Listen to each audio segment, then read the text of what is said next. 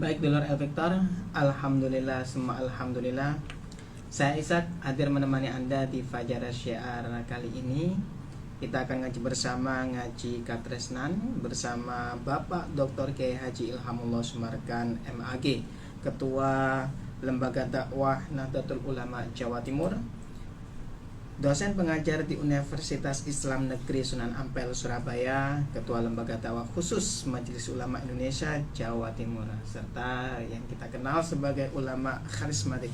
Kali ini kita akan ngaji bersama, juga nanti Anda juga bisa bergabung dengan kami di 08123493939390. Saya ulangi lagi, 081234939390, bisa melalui WhatsApp, SMS ataupun telepon. Anda juga bisa mengikuti kajian pada pagi yang penuh berkah ini melalui Instagram Radio El Victor. Tulis saja Radio El Victor. Baik dulur El Victor, kita sapa bersama beliau sudah hadir di studio. Assalamualaikum warahmatullahi wabarakatuh, Yai. Waalaikumsalam warahmatullahi wabarakatuh. Alhamdulillah, sehat nggih Yai nggih? Alhamdulillah. Masya Allah, alhamdulillah. Semoga Sehat. ya. Nggih, sangat sehat nggih. Insyaallah. Insyaallah nggih. Yai, gimana, ada kelanjutannya kapling surganya Yai? Ya, tentu kita terus berharap itu untuk dari manapun atau dari keluarga jamaah manapun yang ingin menitipkan jariah untuk dirinya dan untuk yang almarhum itu masih kita buka terus itu. Masya Allah. Tapi kalau ada yang berkenan ya kita datangi, atau juga bisa minimal yang lebih praktis kadang-kadang minta dikirimi rekening itu. Rekening. Nggih. Ini kebetulan juga masih aktivitasnya banyak di asrama haji ini. Karena ada pemberangkatan, penerimaan dan pemberangkatan haji ini. Yeah. Untuk tahun ini insya Allah berangkat ya. Kuotanya. Saya sih gak berangkat, tapi saya pembina di asrama haji, pembina dan konsultan di asrama haji. Masya Allah. Itu. Terus tiap hari, siang, malam, pokoknya yang ketika saya tidak pas luar kota ya, dan tidak pas sedang bersamaan dengan mengajar ya saya ke sana. Seperti tadi malam ya ke sana. Terus nanti kalau benturan ya tentu ada jadwal kan, ada nanti ustadz-ustadz yang lain yang bisa memberikan pembinaan di asrama haji selama pemberangkatan haji itu. Itu informasi awal. Kita sekarang ke tema ya. Ke tema kali ini ya. Temanya hindari ya, hindari pilihan-pilihan cinta. Masya Allah. Ya, atau pilihan cinta atau pilihan pasangan suami istri ya. Pilihan pasangan cinta dan konsekuensinya. Ada dampaknya nanti itu. Ini lanjutan dari yang kemarin itu. Oke, assalamualaikum warahmatullahi wabarakatuh. Waalaikumsalam warahmatullahi wabarakatuh. Bismillahirrahmanirrahim. Alhamdulillahirabbil alamin, wassalatu wassalamu ala asyrafil anbiya wal mursalin wa ala alihi washabbihi ajmain, amma ba'd. Faqad qala ta'ala, a'udzu billahi minasyaitonir rajim. Innallaha ma'al ladzina taqaw wal ladzina hum muhsinun. Shadaqallahul adzim. Kaum muslimin, pendengar dan pengagum cinta ngaji Katresnan di Radio El Victor yang senantiasa dirahmati Allah, diberkahi Allah. Alhamdulillah, kita bersyukur pada pagi hari ini bisa berkomunikasi, berinteraksi melalui Radio El Victor yang berkah ini. Amin. Mudah-mudahan kita semuanya dijaga, dilindungi Allah, diberkahi Allah semuanya. Amin Allahumma amin. Hindari pilihan-pilihan cinta. Maksudnya memilih pasangan dengan dasar cinta, tapi siapa yang dicintai itu supaya ditentukan. Kira-kira kalau ketemu model orang seperti ini, sikap kita gimana? Apa kita terima langsung, apa kita tolak? Betul. Makanya lebih fokus, maknanya hindari pilihan-pilihan cinta. Ya, kemarin sudah disampaikan ya sebagian Nah, sekarang ditambah lagi ada nasihat wakila, ada nasihat berikutnya, la tangkihu arba'an. Jangan engkau memilih cinta dan menikahi seseorang dengan 4 kriteria. Ya.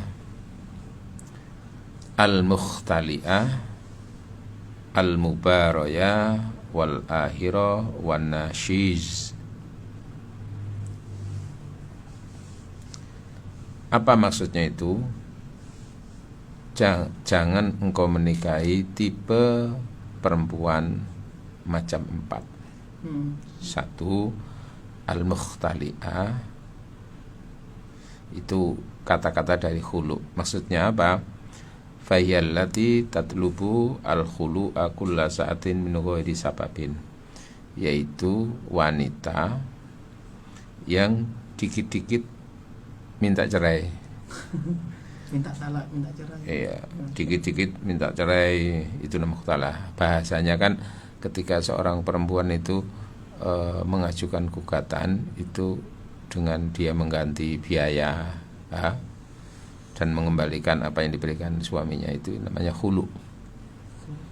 Nah, bahasa gampangan ini ngono ya, gampangan didi ingin menggugat cerai. Itu berarti tipe barangkali seorang wanita yang cenderung maunya sing enak-enak tok dalam rumah tangga ini. Enggak menutup kemungkinan, enggak bisa mempersiapkan diri kemungkinan ada persoalan-persoalan dalam rumah tangga. Ada mungkin suatu saat itu mungkin suasana pahitnya rumah tangga itu enggak siap, inginnya manis saja gitu.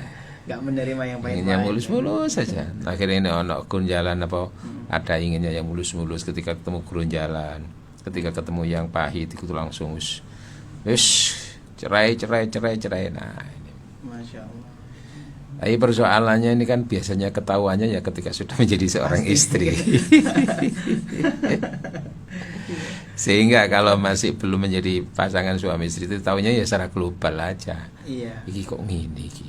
Ini titik kok menuntut gini, berarti ya penuntut ini ya. Cenderung egonya gitu ya.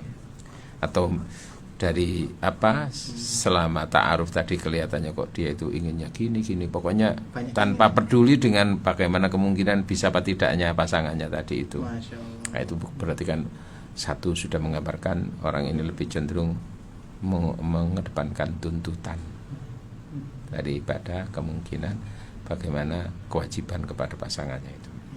Salah satu tuntutan di sini adalah dikit-dikit jaluk cerai. Walaupun bukan berarti nanti di suatu saat itu istri melakukan khulu itu tidak diperkenankan. Tentu nanti dalam batas tertentu ketika sudah suami itu sudah sangat terlalu dolimnya di depan seorang istri, lalu ia merasa tidak pernah menemukan kenyamanan, bahkan mungkin akan jadi kurban dari keganasan suami mungkin. Ya, di situ lalu berpikir ke depan tidak lebih baik kalau bersama suami seperti ini, baru kemudian dia melakukan khulu. Nah itu baru gitu. Tapi ini kan kayak gampang non, dikit-dikit cerai. Masalah sedikit gitu ya. Iya. Sebagaimana juga seorang suami kan juga tidak boleh dikit-dikit ngomong cerai itu. Apalagi kalau sudah suami yang dikit-dikit cerai itu bisa jatuh sebetulnya perceraian itu. Walaupun keadaan bergurau ya. Iya, gurau itu kan memang di hadis dinyatakan itu ada beberapa hal yang senda guraunya atau sungguh-sungguhnya itu ya jatuh, terjadi gitu loh. Salah adalah talak, di antaranya talak itu. Masya Allah. Apabila bagi laki-laki loh ya. Tapi kalau perempuan tadi kan nunggu ketika diiyakan suami atau ketika di pengadilan itu. Nah, mukhtali'ah itu gambarannya wanita yang melakukan khulu, yaitu senantiasa berupaya dikit-dikit minta cerai dari suaminya. Masya Allah. Itu jadi minta cerai tanpa ada penyebab yang kuat untuk minta cerai gitu loh ya. Ada kan? Gitu. Kano abang, kano hijau, kano angin, merawat terus loh ya deh. Gitu. Kemudian yang kedua al-mubarayah. Al-mubarayah itu apa? Al-mubahiyah, wanita yang suka pamer-pamer terhadap wanita yang lain. Al-mufakhirah, dengan penuh kesombongan, bi asbabid dunya, dalam urusan dunia. Masya Allah. Tapi memang ada kecenderungan perempuan itu kan suka mempertontonkan kelebihan-kelebihannya, Gengsi ya. terutama dalam hal pakaian-pakaian itu. Iya, itu secara umum begitu. Tapi ini memamerkan dalam rangka untuk nanti akhirnya menjatuhkan orang lain, supaya dia yang lebih unggul, kelihatan lebih hebat, terus nanti yang lain tercela kecil apa itu. Nah, itu ada kesombongan dalam hal keduniaan. Ada indikasi sombong. Iya, kesombongan dalam hal urusan dunia dan materi. Ya tadi itu urusan kemewahan. Bukan berarti orang punya punya perhiasan yang baik, bukan berarti orang punya pakaian baik itu lalu mesti salah atau buruk dalam Islam. Tidak. Tapi ini dalam rangka untuk supaya dia itu lebih unggul dari siapapun gitu loh, dan menjatuhkan orang lain itu di bawah dirinya. Ada unsur kesombongan gitu loh. Ya. Jadi Rasul kan pernah ditanya, itu kan karena Rasul punya statement, pernyataan, la yadkhulul jannata, tidak akan masuk surga man kana fi qalbi mithqalu dzarratin minal kibr. Tidak akan bisa masuk surga seseorang yang di hatinya ada unsur kesombongan walaupun seberat biji atom. Kila, lalu sahabat bertanya, Aro'aita ya Rasul, bagaimana menurut panjenengan? Kami ini kan senang pakaian baik, senang sepatu yang baik, senang kendaraan yang bagus, punya rumah yang bagus. Apakah itu otomatis sombong ya Rasul? Qala, maka Rasul menjawab, innallaha jamilun yuhibbul jamal. Allah itu indah, Allah menyukai keindahan. Jadi kalau orang diberi kemampuan oleh Allah untuk punya rumah yang bagus, silahkan. Diberi kemampuan untuk beli kendaraan yang bagus, silahkan. Diberi kemampuan untuk beli pakaian yang bagus, silahkan. Iya kan?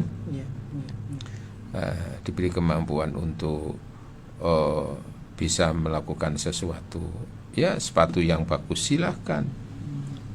Asalkan semuanya itu dalam rangka fa'ama binikmati rabbika fatis, itu dalam rangka menggunakan karunia Allah itu sebagaimana yang ia peroleh dari Allah, dalam kendali, tentu kendali moral ya. Yang dibeli itu bukan untuk kesombongan. Maka yang dimaksud dengan kesombongan, kata Rasulullah, al-kibru, yang dimaksud dengan sombong itu adalah batrul haqqi wa ghamtun nas. Ketika ia salah diingatkan tapi dia menolak, melawan kebenaran. Masya Allah. Sombong itu. Itu sombong ya.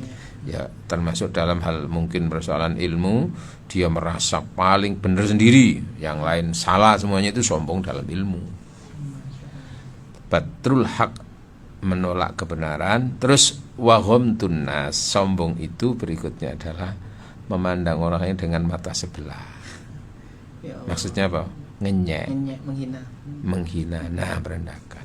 Maka yang di sini tadi hindari wanita-wanita yang bersombong-sombongan dalam pakaian dan perhiasan dunia. Itu nanti kan bisa saja nanti karena begitu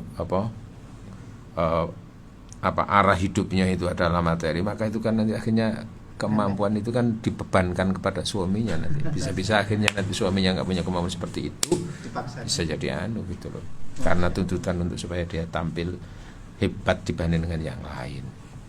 Seperti yang saya ceritakan kemarin kan, itu ada seorang perempuan tidak pernah melihat kemampuan suaminya, ya karena pekerjaan suaminya hanya office boy, sementara dia itu suka membanding-bandingkan dengan lain karena memang dia pekerjaannya sales skill ya, sehingga tahu gimana kemewahan-kemewahan itu menuntut pada suaminya. Suaminya tidak punya kemampuan, akhirnya diimbangi dengan kata-kata yang kasar, yang apa itu. Nah itu kan membuat suaminya tersinggung karena dia singgung kak ake omong ini sekadung ini ku isu aja terus ngancam.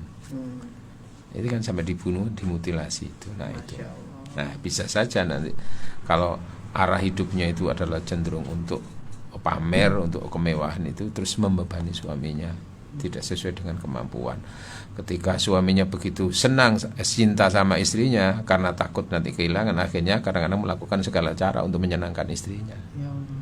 Kan banyak akhirnya menyimpang seorang suami gara-gara tuntutan Istri. istrinya.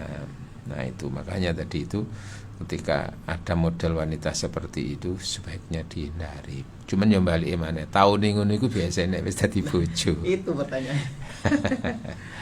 Makanya nanti yang paling tahu gitu-gitu itu Allah. Jangan pernah lupakan konsultasi dengan Allah, ilmunya Allah itu yang paling tahu. Masya Allah. Jangan pernah lepaskan ilmu kita dengan ilmu Allah, itu dikonsultasikan. Fa innaka ta'lamu ma la a'lamu, karena engkau yang tahu yang tidak aku ketahui ya Allah, itu loh. Maka in kunta ta'lamu, sekiranya engkau memandang bahwa wanita ini tidak baik untukku sekarang, depan, ya, dunia akhiratku, agama dan urusan duniaku, aku mohon engkau beri petunjuk ya Allah. Ngono lho. Yes. Bermegah-megahan dan bersombong-sombongan dalam urusan dunia ya, termasuk mungkin perhiasan itu ya dia. Iya. Sampai aku nanti mas-masan langsung Rentengan. wenteng kabeh sampai antu-untune ku dikai emas kabeh ngomong mek menyenyi-menyenyi. Ya Allah. Ya, blonjo ae dikatokno kewape tangan sampai sakjane ya wis retine iku dikatok-katokno kewape. Iki kok gak gitu ngono. Akhirnya sing jualan ya padha sombonge ya, akhirnya apa karena pakai apa untune itu mau akhirnya ini kan di sana gitu. Ya Allah. Masya Allah. Ya intinya apa tadi itu, sombong itu menolak kebenaran, dan yang kedua itu menghina yang lain, mengunggulkan dirinya terus menjatuhkan yang lain. Itu kalau berpakaian dia baik bukan untuk menjatuhkan, ya tidak apa-apa. Ya sebetulnya juga pernah diperbolehkan dalam Islam itu menyombongkan diri di atas orang yang sombong itu boleh, supaya dia down, dan nanti dengan down itu dia bisa mendengarkan gitu. Saya kayak itu dulu ceritanya Sulaiman dan Ratu Balkis itu. Ratu Balkis kan terkenal kaya raya, dia ratu kan. Terus dia merasa sudah paling super itu. Lalu ketika mendapatkan surat dari Sulaiman supaya apa, bertuhan kepada Allah dan tidak menyembah api, kalau tidak mau maka dia akan datang, akan apa istilahnya memeranginya gitu loh ya. Maka dia akan tersinggung, siapa kok wani-wani ini, karena dia Ratu Balkis itu ya. Iya gitu. Paling kaya. Tapi dia mikir apa? Tapi iki yo gak main-main delokane iki wong iki kok sampai wani-wani ini kayak memberikan ultimatum kayak seperti itu. Maka ia ingin membuktikan seberapa kehebatan itu. Pertama, apa? Sulaiman kan dikirimi apa? Bingkisan Sama Ratu Balkis. Iya.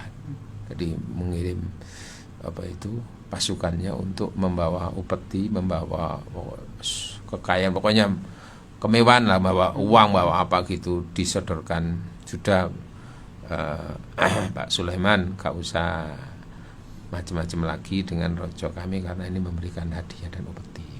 Dibuka ternyata isinya ya harta emas. Maka dijawab, apa kalian bawa seperti ini? Aku sudah punya lebih dari apa yang kau berikan. Aku gak butuh kok. Kembalikan ke sana. Gak butuh. Padahal itu umumnya kalau diberi itu kan seneng itu. Ya. Tapi Sulaiman malah menolak. Aku punya lebih dari yang kau beri. Apa artinya kamu yang aku sudah diberi oleh Allah melebihi dari segalanya kok. Yang aku butuhkan bukan kesadaran Ratu Balkis untuk beriman kepada Allah yang memberikan segala-galanya itu. Kembali pasukannya dilaporkan yo. Begini sikapnya Sulaiman itu. Wah, ini tambah mikir, wah ini gak main-main nih. Biasanya orang kalau dikasih gini gue seneng.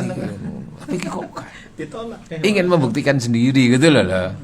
Nah lalu ketika itu Sulaiman tahu bahwa ini kan dia lagi pamer kekayaan, pamer kehebatan kan perempuan ini katanya begitu. Maka ingin menampakkan dirinya lebih hebat dari Allah tentunya itu. Salah satunya bagaimana ia memiliki sesuatu yang dimiliki oleh ratu itu, apa? Singgasana. Istana, singgasana, tempat dia itu. Maka disitulah ini dalam rangka sombong kepada orang yang sombong kan gitu, supaya down gitu loh ya. Bahwa mengingatkan bahwa semuanya itu datangnya dari Allah gitu. Maka Sulaiman kan memanggil pasukan-pasukan pilihan dan orang pasukan kepercayaannya itu. Ayyuhal mala'u, hai para pengawalku, siapa di antara kalian. Nah, pengawalnya itu kan bukan hanya manusia, ya jin barang gitu loh. Jin pilihan gitu. Siapa di antara pengawal-pengawal kalian ini, balik kalian semua pengawalku yang bisa mengangkat singgasana Ratu Balqis itu. Maka qala ifritun minal jin ifrit berkata. Amin, diberi kemampuan menundukkan jin kan ya apa kira-kira. Betul sombongnya. Disalahgunakan terus. Iya itu. Ana atika bi qablaan takuma komik. Saya akan mengangkatnya wahai Nabi Sulaiman dalam waktu engkau duduk kemudian berdiri, atau ketika duduk lalu berdiri tegak. Ketika berdiri tegak lalu duduk. Wah, sekejap itu ya. Itu jadi berarti ya. Itu waktu ya. Lalu waqala alladzi indahu ilmun wal kitab. Coba yang lain, maka salah seorang hamba Allah, ya memang hamba yang penuh rahasia, misteri itu, yang diberi ilmu oleh Allah, indahu ilmu minal kitab, yang dia memiliki rahasia ilmu di dalam Alkitab. Ya. Orang itu makanya kalau sudah mengetahui rahasia-rahasia wahyu Allah termasuk Al-Qur'an kan itu bisa saja diberi kelebihan-kelebihan yang tidak diberikan kepada yang lain. Bagaimana ini hamba Allah ini? Ana hatika bi qabla yartata ilaika tarfuk. Saya akan mengangkatnya wahai Tuan Sulaiman dalam waktu apa? Engkau pejamkan mata, lalu engkau perlihatkan lagi, atau ketika mata ini terus langsung merem, sak ketipan. Kalau tadi kan duduk berdiri, ini sak ketipan. Agak durasinya lebih cepatan ya. Iya. Ya Allah, sak ketipan. Iya. Petunduk. Itu manusia. Dan nyata hamba Allah. Wa qala alladzi indahu ilmun minal kitab. Seorang hamba, manusia, bukan malaikat, bukan manusia biasa, tapi dia termasuk kategori rijal Allah. Manusia pilihan Allah khusus, seperti Nabi Khidir gitu. Nah, bisa sekejap itu langsung falamma mustaqir indahu, terpampang itu singgasana itu. Yang begitu indah, yang begitu mewah, itu ada berlian-berliannya itu semuanya itu. Suki aja.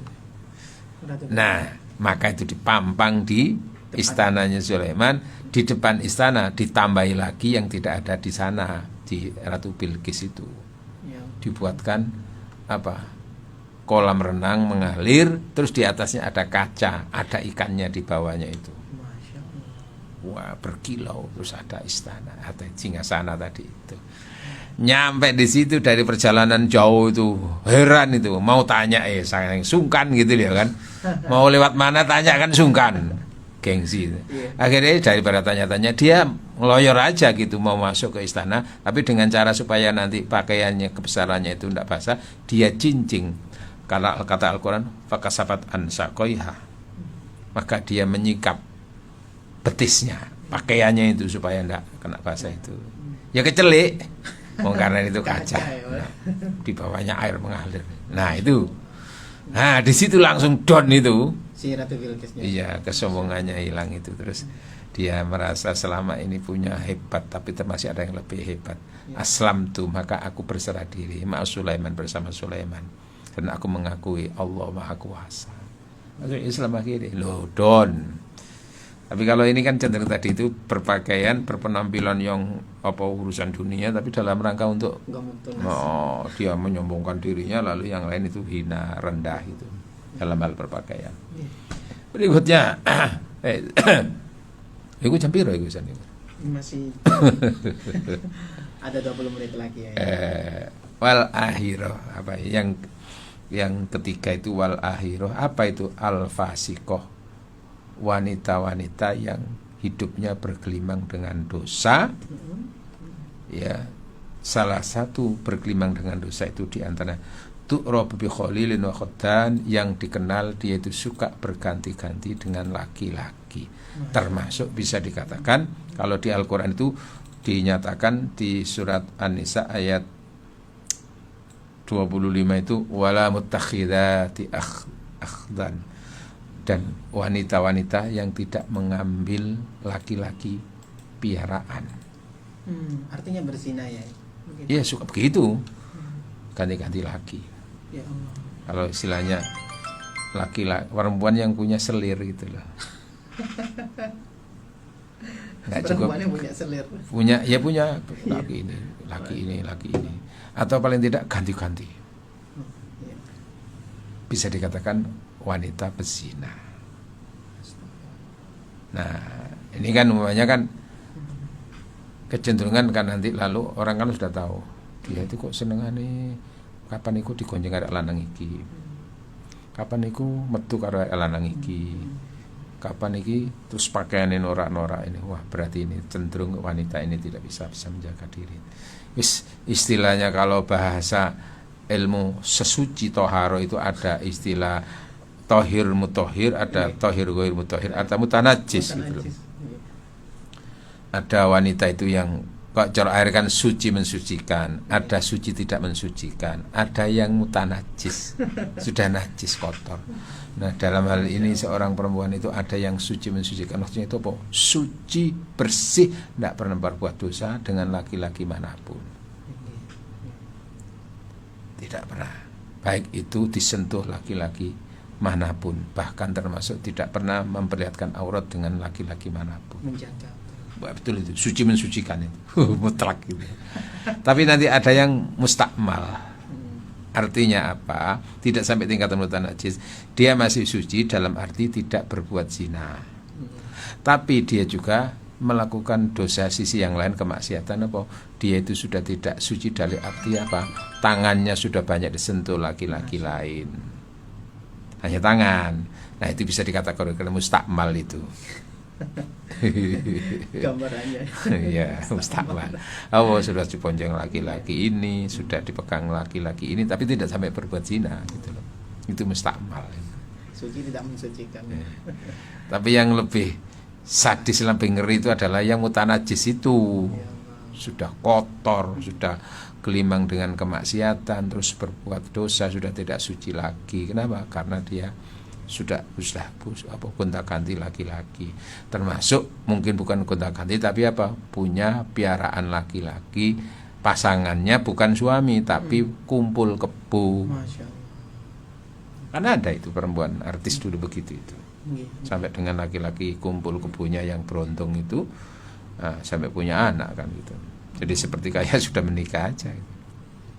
Nah ini kan wala mutakhidah, hindari wanita-wanita yang senantiasa mengambil akhtan itu selir atau laki-laki piaraan. Bukan suami, tapi ya pokoknya ganti iki. Yang penting dayanya ini kadang-kadang gitu ya. Apa iso bayari kadang-kadang kan gitu toh. Kayak gigolo barang itu ya. Atau kalau nggak begitu ya dia menerima laki-laki manapun, yang penting dia bayar dirinya. Loh, ada yang begitu kan? Iya kan? Nah itu wah wis tak iso tipe apaan nih kan? Ya Allah. Iku iso ngenes iki wong lanang di bojo kaya ngene iku. Karena ternyata ya tentu itu berlaku bagi suami yang normal dan yang baik.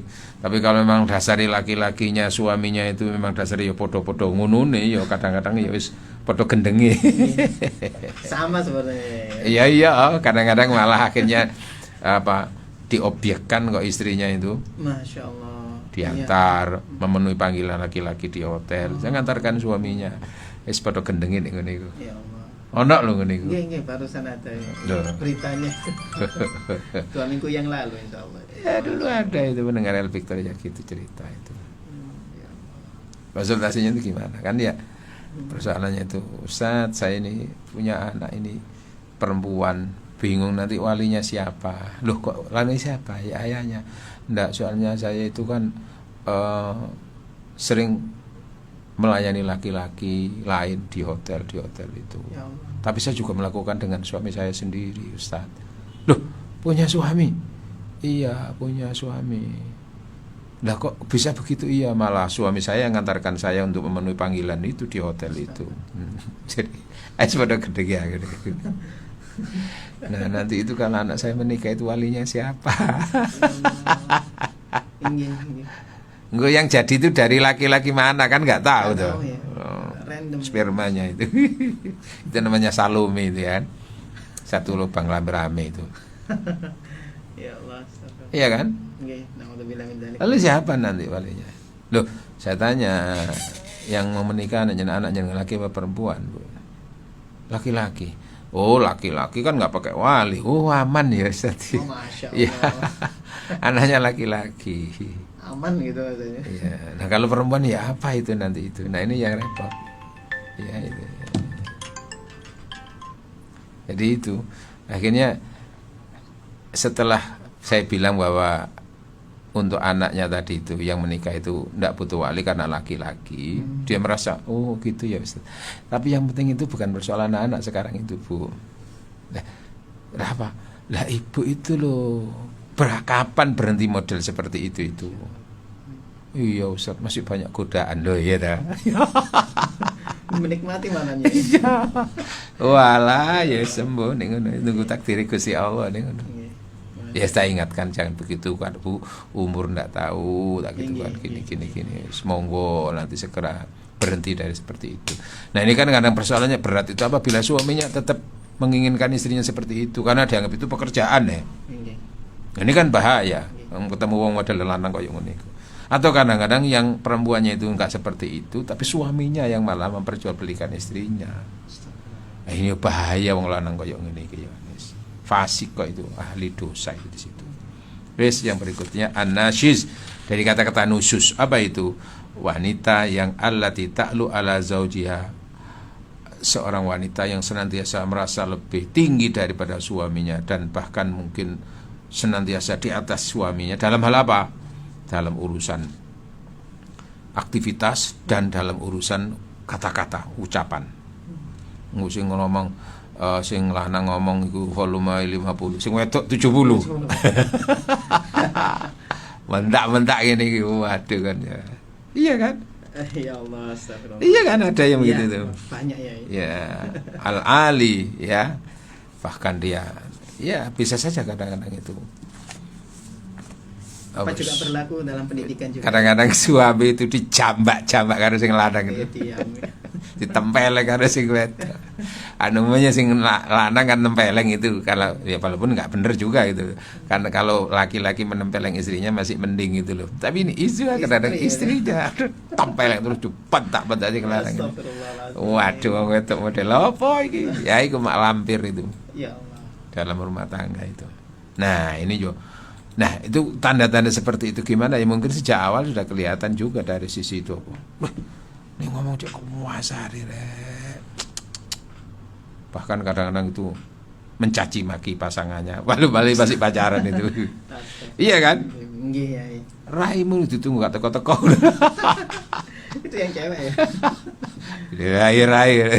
Waduh kan dia langsung mengkertik lanang iki. Tapi kadang-kadang sudah karun terbalut cinta buta ngene kadang-kadang ya apa seneng ae itu. Iya. Tapi ngerasane wis dadi bojo gitu loh ya. Itu namanya cinta buta itu di situ akhirnya nanti itu.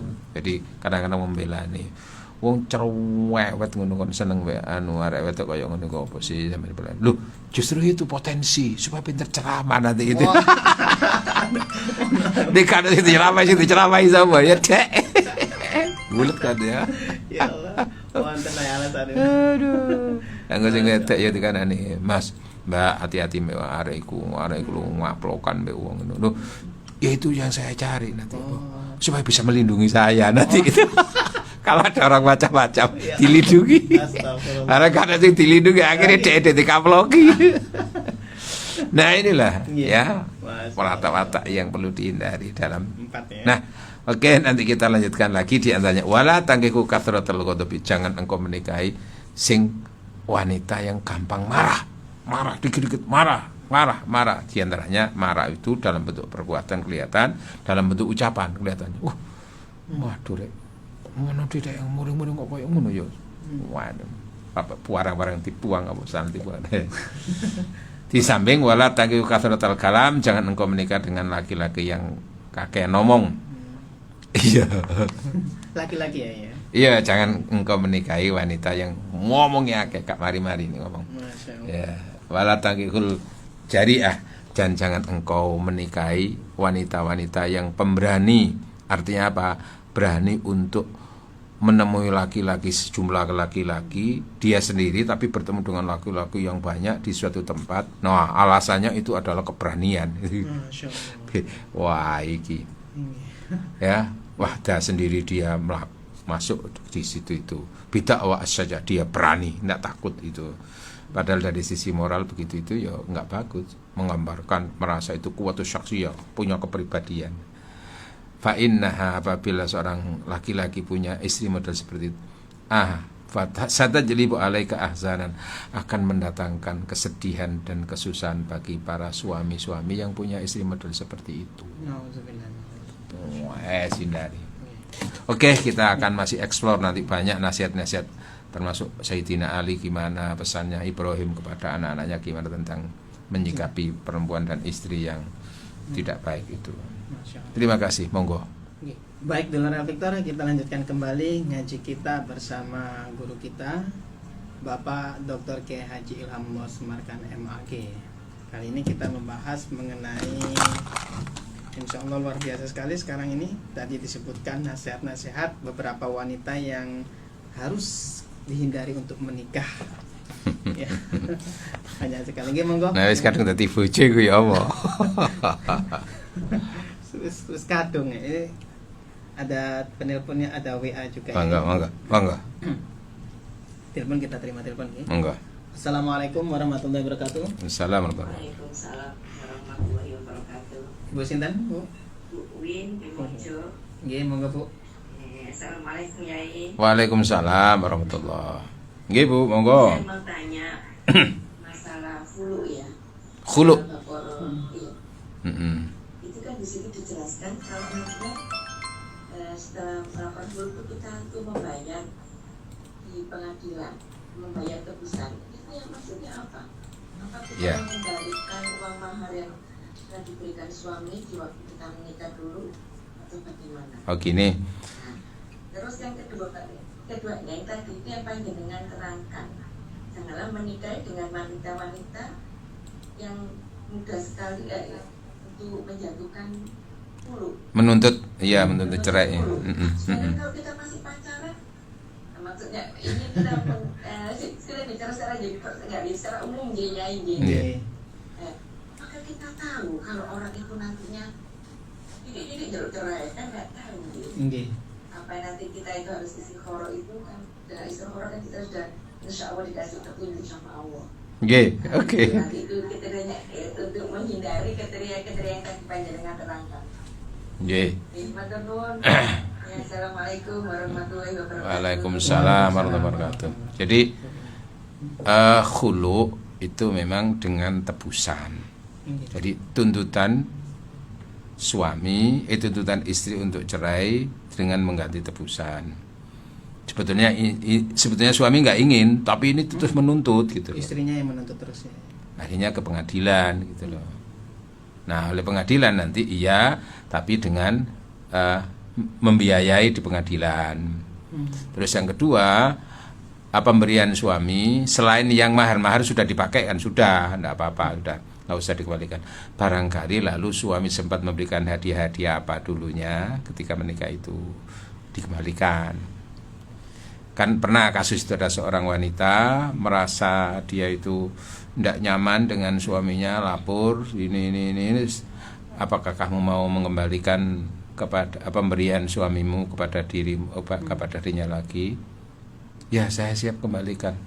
Terus maka baru mendengarkan tadi itu, karena memang alasan sudah kuat, terus si suaminya diberitahu oleh supaya ceraikan dan kamu terima kembali, kamu nanti mungkin bisa menikah dengan wanita lain itu. Nah, dalam hal ini yang dikembalikan itu bukan maharnya ya, tapi hadiah-hadiah yang telah diberikan itu. Tapi kalau si suami akhirnya wis gak usah ambilan gak apa-apa, wis ngono ya gak apa-apa ya. Tapi angel ngene. Yang kedua tentang persoalan taunya gimana, wong sudah ada di bojo ini. Sudah kadung nikah. Ya, tadi kan sudah sempat saya katakan. Memang biasanya taunya model-model kayak karakter seperti ini biasanya kalau sudah. Nah, cuman biasanya orang itu ketika mengenal itu kan ada sudah gelagat-gelagat ini. Kok gini ya, kok gini, nah itu menuntut ini kan bisa aja gitu kan. Minta ini kan kelihatan itu kan sudah merupakan cermin karakternya gitu loh ya. Tuntutan Jawa kayak gini. Nah itu ya. Cuman kan persoalannya kadang-kadang sudah kadang seneng, kadang pacaran itu kadang-kadang nggak bisa melihat seperti itu gitu loh. Buta. Semuanya bahagia. Maka itu diperlukan yang namanya antara objektivitas dan subjektivitas. Ya objektif itu hubungannya dengan logika kita untuk bisa menilai.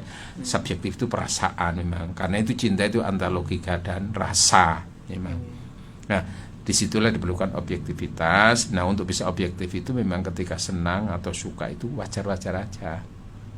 Jangan ragu bilang sudah aku sejak pandangan pertama rasanya tak ingin berkedip sedikit. Udah aku sudah menghunjam dalam hati rasanya nggak bisa. Nah ketika itu nggak bisa menilai. Padahal tahu sebetulnya itu ini. Dan kadang-kadang diberitahu orang lain sudah, Mas hati-hati, wah aku ini. Ya itu mau, itu juga pertanda karena nanti ditutupi ya dari orang lain. Makanya informasi itu biasanya jangan langsung dari orang itu ke Facebook segini, tapi bisa juga dari orang lain. Jadi kalau kamu ingin tahu seseorang, tanyakan kepada temannya, tanyakan kepada tentang keluarganya, begitu biasanya. Nah, tapi kita punya keterbatasan gitu loh. Orang lain juga punya keterbatasan tentang orang yang kita senangi itu. Maka jangan lepaskan diri dengan konsultasi dengan Allah, petunjuk dari Allah itu gitu loh. Nah, setelah ini ya tentu semuanya kan ada, nanti kan orang kan nggak bisa mencari yang 100% fokus ini. Ya, jika kamu mencari kesempurnaan dalam diri seorang, sadarilah bahwa manusia itu mesti banyak kekurangan. Ya. Jadi kesempurnaan dalam segala hal itu adalah ghayatun la tudrak, adalah tujuan yang tidak mungkin bisa tercapai. Nah, ternyata setelah diikhtiari kok masih ada kekurangannya saja. Maka kekurangan itu bagian dari sebuah perjuangan untuk bagaimana mensikapinya, bagaimana untuk bisa membinanya. Bahkan lalu kalau nggak bisa, ya kesabaran itu adalah bisa menjadi ladang pahala dari pasangannya atas kekurangan pasangannya itu. Jadi gitu Bu ya. Ya pokoknya terus jadi ada logika yang dipakai dalam cinta. Terus karena keterbatasan logika, kita perlu senantiasa mohon petunjuk kepada Allah. Setelah mendapatkan petunjuk terus masih ada kekurangan dalam berumah tangga, kembalikan itu bagian daripada perjuangan dalam menghadapi pasangan, kekurangan pasangannya. Diperlukan yang namanya kesabaran, dan sekaligus barangkali di balik itu semua Allah memberikan pahala yang besar. Derajat kadang-kadang seseorang suami atau istri itu diangkat derajatnya oleh Allah berkat kekurangan ada pada pasangannya. Masya Allah. Itu akhirnya Bu. Ya Allah. Terima kasih. Oke. Satu pertanyaan lagi. Silakan. Assalamualaikum Yai. Waalaikumsalam. Dari Ibu Aja Musawama ya. Yaitu anopo untuk istri yang sudah terlanjur dinikahi ternyata istrinya kejam atau berani kepada suami. Iya. Doa, minta doa itu apa itu? Ya, pertama perbanyak istighfar. Insya Allah. Kan diisyaratkan itu istaghfirubakum innahu kana ghafara. Beristighfarlah kamu kepada Tuhanmu karena Allah itu Maha Pengampun. Akibat dari pengampunan itu yursilis sama alaikum bidrara, Allah akan memudahkan datangnya rezeki dari langit. Wa yumtitkum bi amwal, dan Allah akan membentangkan bagi kamu untuk urusan-urusan harta, wabanin, dan anak. Nah, anak itu hubungannya dengan keluarga, hubungannya dengan rumah tangga. Termasuk akhirnya nanti bisa dengan itu hati istri itu ditata oleh Allah menjadi orang yang baik. Di samping suaminya sendiri juga harus baik gitu loh ya. Memperbanyak istighfar. Yang kedua, sering-sering dibaca Al-Fatihah. Ini iso rutin setiap habis sholat. Utamanya ketika baca iyyaka na'budu wa iyyaka nasta'in, aku mohon kepadamu, aku beribadah kepadamu ya Allah, dan aku mohon perlindungan, ya mohon pertolongan kamu. Nah, pertolongan itu diniatkan hubungannya dengan supaya hati istri itu dilembutkan oleh Allah. Hati kan punya. Di samping suami juga harus mendahului dengan lembut gitu loh ya.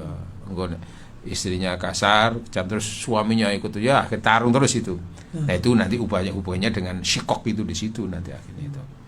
Ada nusus, ada sikok. Kalau nusus itu dari salah satunya, istri yang berani kepada suami, kata-katanya lebih, nah itu nusus, atau suami yang dolim kepada itu. Tapi kalau sudah sama-sama beraninya, nah itu sikok, nanti terjadi pertengkaran terus-menerus itu. Ya, jadi istighfar yang banyak itu diantaranya kenapa mengakui barangkali selama ini ketika menentukan pilihan-pilihan itu melupakan Allah dulu-dulunya, hanya mengedepankan emosi dirinya, perasaan dirinya, mengenyampingkan Allah, termasuk juga mungkin nasihat dari orang tua nggak didengar, atau dari teman nggak didengar karena sudah kadung keburu cinta. Nah saya kita dibujuk yang ini ku rasa no. Istighfar yang banyak. Dilapat apa ya? Iya karena bodoh, wa iya karena. Iya, aku hanya beribadah kepadamu dan kepadamu aku mohon pertolongan. Nah, pertolongan itu diniatkan itu supaya hati itu atau seorang istri ya begitu kepada suaminya. Nek perlu dikuatkan dengan sering bangun malam. Nggih? Nggih, Yai. Iya. Alhamdulillah. Nggih, mudah-mudahan apa yang kami sampaikan ada ilmu yang bermanfaat dari Allah Subhanahu wa taala.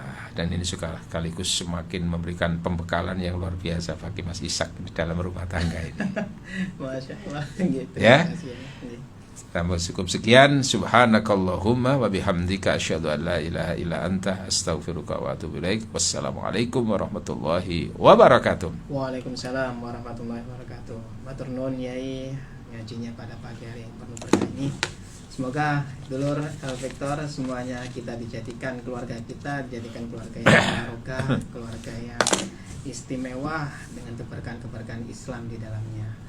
Saya harus pamit dulur, saya Ishak, insya Allah kita akan ketemu lagi di lain hari dengan topik yang berbeda insya Allah. Semoga bermanfaat dan sampai jumpa. Wallahu muwaffiq ila aqwamit thoriq. Wassalamualaikum warahmatullahi wabarakatuh.